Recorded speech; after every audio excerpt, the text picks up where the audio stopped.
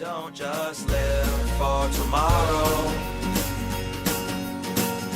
or just live in yesterday. Just be glad for all you have that's in today. And though you've come through many obstacles. Hey everyone, Connie here, and welcome to my blind reaction to episode 6 of Amphibia. This week has been a little interesting considering the holiday and everything. Don't have as much time to record this week. There's a bunch of stuff going on, planning out a bunch of stuff and have to figure out a bunch of stuff. So, yeah. Unfortunately, I haven't been able to get to everything this week, but I did want to at least get to this. And it's weird, right? It's like I chose this to get to. The show that I'm actively complaining about each week being generic and boring. And that's the exact reason I chose this over Arcane. Because Shaman King, I chose not to do this week just to, save on time and everything. That one I already knew I wasn't going to do this week because of that. But you might have thought that I would choose Arcane over that because I'm enjoying Arcane more, especially after episode 2. But again, that's the reason I chose Amphibia, because I'm already enjoying Arcane more. Amphibia is something I want to see improve, and I want to continue to watch to hopefully see that happen. So I kind of made the decision to react to this instead, hoping to see this really start to get good. Because I want to continue giving this a shot, as I've stated, because it's a donation reward, and also because I acknowledge that the first try around I did not give it a good enough shot. I acknowledge that dropping it after the second episode was a mistake, and was something I did out of being upset. Because I was upset at the second episode, and it bothered me and just made everything seem much worse than it actually was. So I chose to drop it kind of as a aggressive, getting back at it almost. As weird as that sounds. And even I realized that shortly thereafter, but I chose to stick with it and just not go back to it. And eventually it was requested as a donation reward, and so we got back to it. and I am glad that I am giving it another chance. And I've said this with other stuff in the past. It's you should at least give a show the chance it deserves to impress, even if it takes a little bit, because the Owl House, you guys know that took a little bit to really, really impress me. I mean, I liked it, pretty much from the start, but it took a bit to really hook me in, especially considering there was the one issue that I kept ragging on about. But Owl House is now one of my favorite shows. And so I am hoping that Amphibia could possibly go in that direction too. Do I think it will? I don't know. It could. I hope it does. But I can't really say whether or not I think it will. I mean, I don't even necessarily think, or I can't say that I necessarily think, even The Ghost and Molly McGee will. Even though I like that one much, much more and think it has amazing potential, I don't see how I can say with any confidence where it's going to go. Because shows have proven me wrong plenty in the past. Such as Steven Universe and Star Versus as good examples of that. But I'm hopeful. I'm very much hopeful with this and hoping it's going to get good. And to be fair, it's not like terrible or anything. Like, I don't hate this series. It's just, it's kind of boring and generic. It doesn't do anything fresh or unique. And even the stuff it tries to do unique, it just doesn't make it anything special. But it's not like terrible or anything. Like, there are some good jokes, there is some good stuff to it. It's just, it needs a lot of work, and it definitely needs to improve, especially when it comes to the characters. Because that's honestly my biggest gripe with it right now, more so than the generic plots or the kind of boring escapades they're going on. More than any of that, I'm actually more like wanting to see the characters get good. Because I think I stated it last time, but generic plots and stuff can be entertaining still if the characters can hold the story and can carry it really well. The problem is these characters, at least as of now, can't. Anne is not that interesting of a character. She's not unlikable or anything, but she's just not interesting. I don't see in her what I see in the likes of Luz or Molly McGee. She's not as entertaining to me. Sprig is kind of annoying, if I'm being honest. Hop Pop is kind of annoying. Polly is like the only character here I actually really like. And she just doesn't get enough screen time because she's a minor supporting character. So it's like, it's wild to me that these characters just aren't clicking with me yet. And again, that might change. That it might change, and I hope it changes. But we'll just have to see as we go along.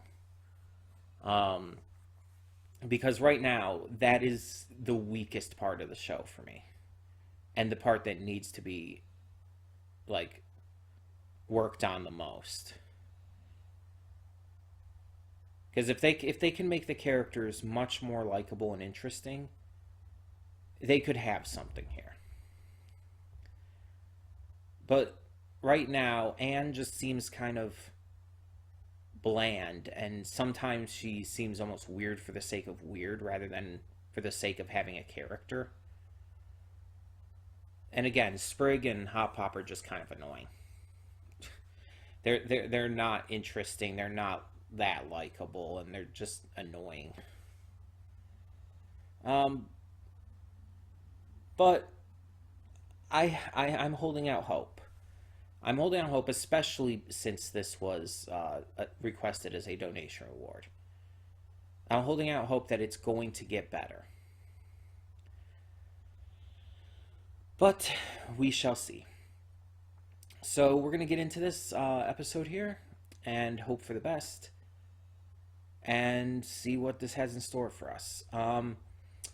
As for like anything in terms of like, oh, how far are you going to go before you would drop it again if it doesn't improve or anything, I haven't really thought much about it.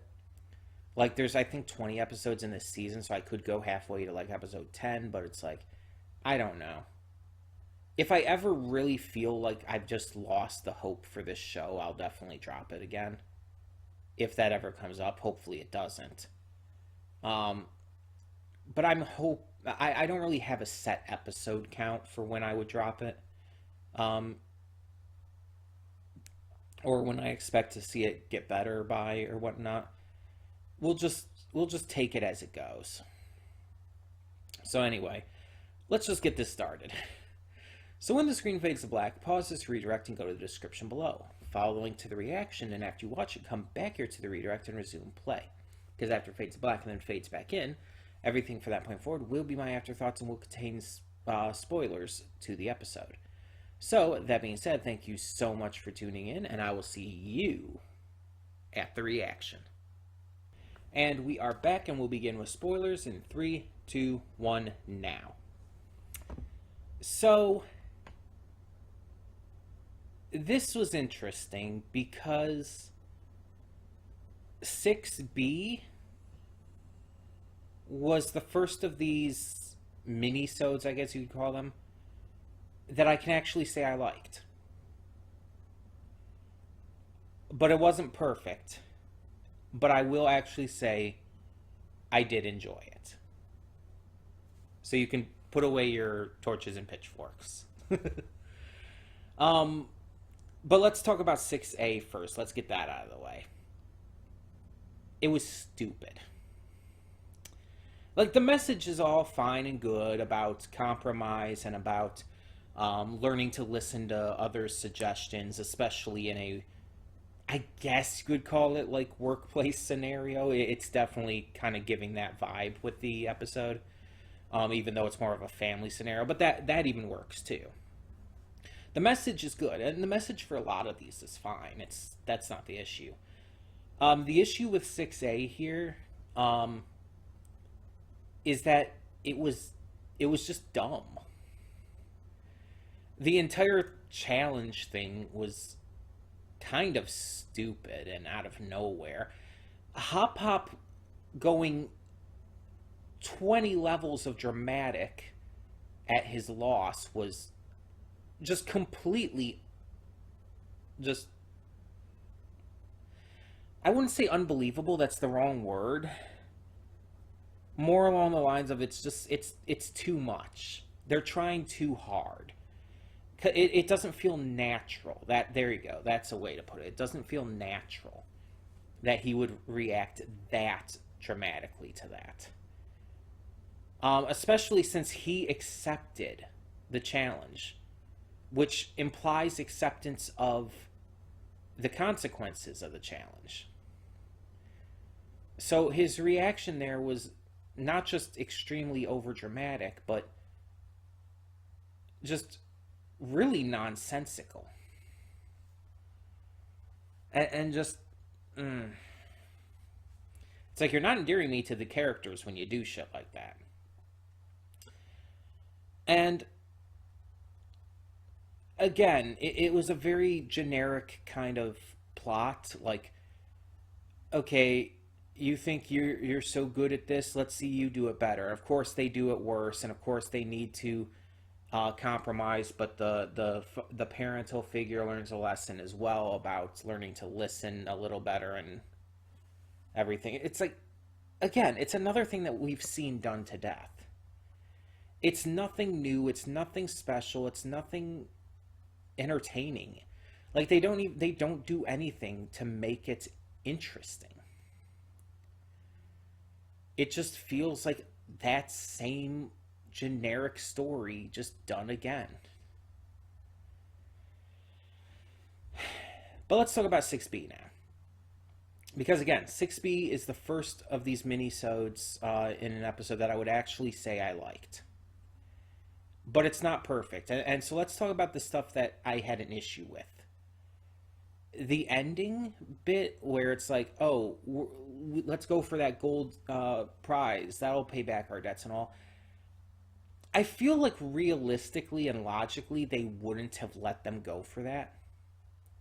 Like, yeah, it would pay back the debts and all, for sure. But why would they just let them go for that? Why would they just, like, accept those conditions out of nowhere?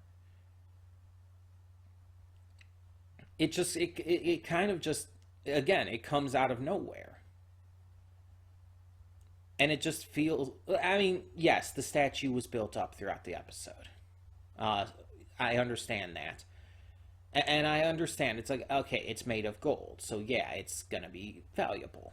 But, again, it's just like, if they didn't really even talk about its value throughout the episode. If they would have done that, like if they had actually mentioned its value in the episode, I think I would have been fine with it, because that would have at least been built up that, oh yeah, they're going to use that for its value.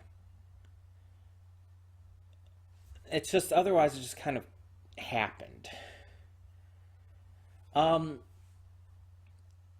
my other issue with this episode is kind of an issue just with everything in this series, is there's no sense of cohesion with this world and with how the characters act in this world.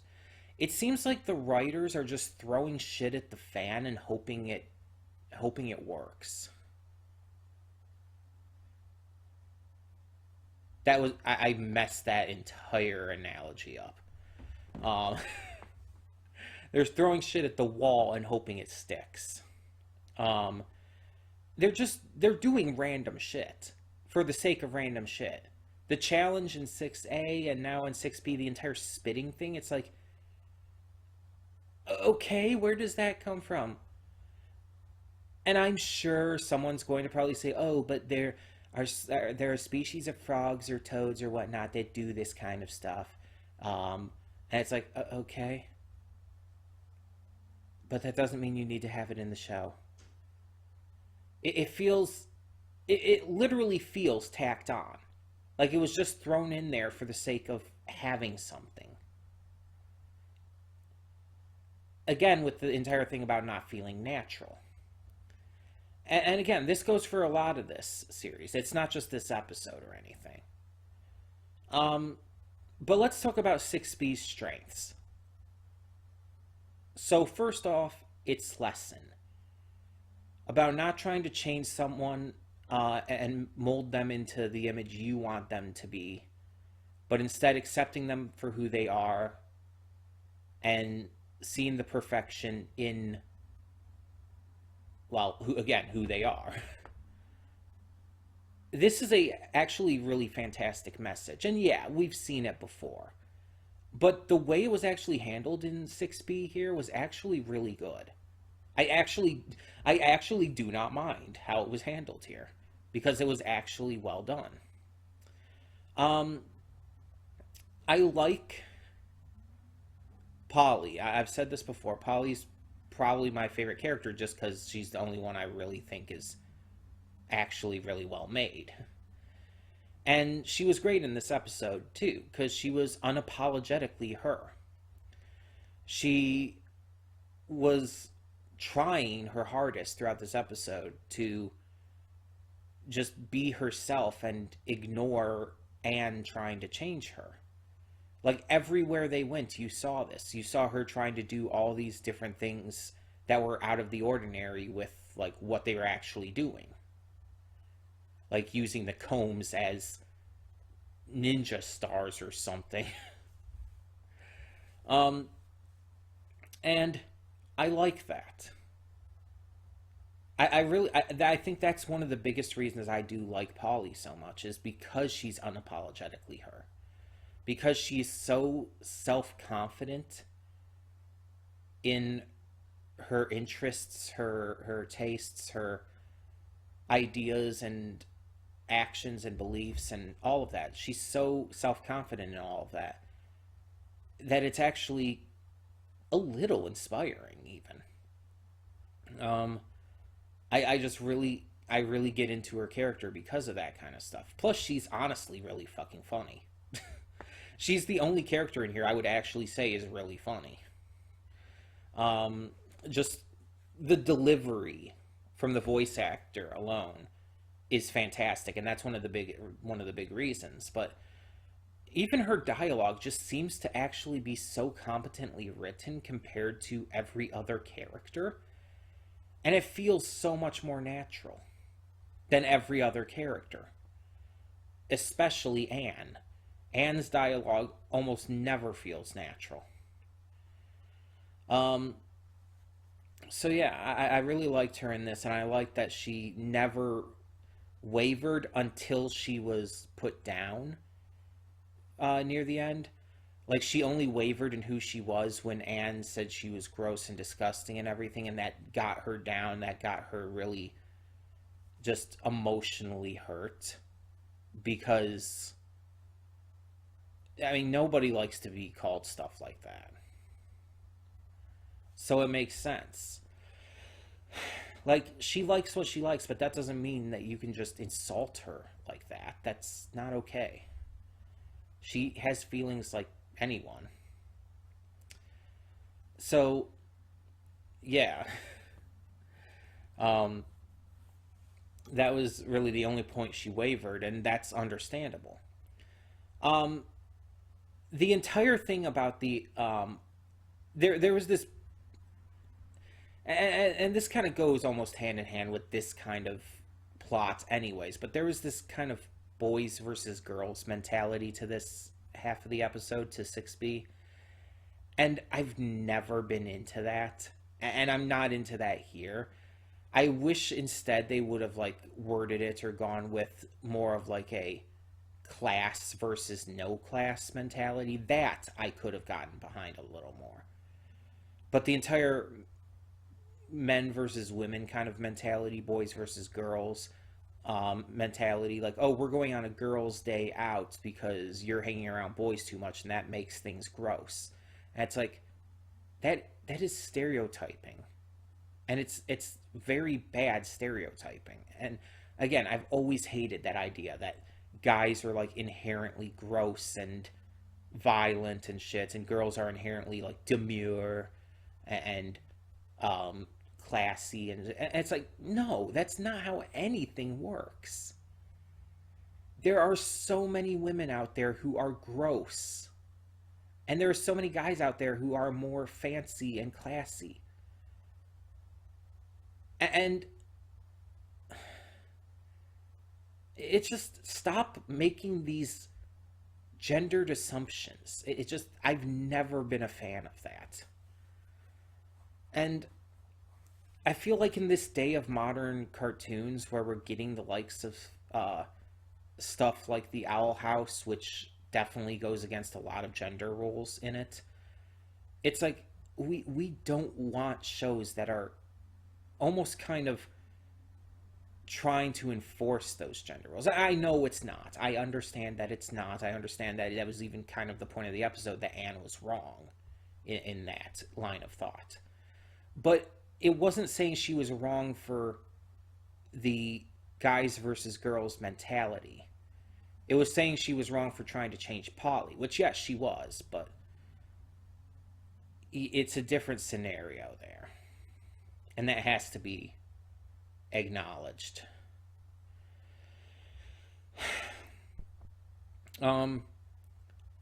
But I like how the episode was like going from place to place, and they were giving everyone the IOUs, and each person was significantly more suspicious of it than the last, to the point where the one at the waitress at the restaurant looks at the wall and it's like, yeah, Hot Pop's picture, definitely not good for it, and it's like this big old gasp, and it's like, that's actually a really funny joke.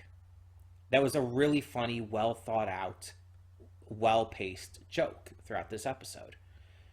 It was well handled. I will not argue that. So I liked that. I liked the different things that they did. And again, even if there was the entire guys versus girls mentality, it's like the things they did, it's like, oh, that seems fun. And then, yeah, go get some food, go for a massage, and it's like, it's just fun stuff. So I enjoyed that, and again, there was some good, funny stuff in it. And Polly was a joy to watch, as always. And she got screen time in this. Like, she normally doesn't get a lot of screen time. She's normally there just for a joke or to be a supporting character for the other ones to work off of. Like, even in 6A here, she was just there to kind of facilitate the matches and to make the entire pool thing part of it. She really, the episode was clearly about Sprig and Hop Pop, with Anne as a kind of central connecting force to them. Polly was just a random supporting character who was thrown in as well, just because, it was a family issue, basically. But in 6B, she actually had a leading role in the episode. She was important to it and felt important to it. And again, I think they handled it really well. And I think she holds her own as a more lead character. I think that it works for her, and it's just making me realize how little I actually connect to Anne even more. And again, it's just like with the show. I don't hate Anne or anything, so don't think it's like that. It's just I don't connect with her. I don't find anything to really love about her. For me, she's just kind of bland and just kind of there. And there's certain parts of it, certain things she does or says or all that just feels so insincere and forced. But again, I don't hate her or anything. I'm not saying that. It's just Polly is the only one who I really like as a character, who I really connect to.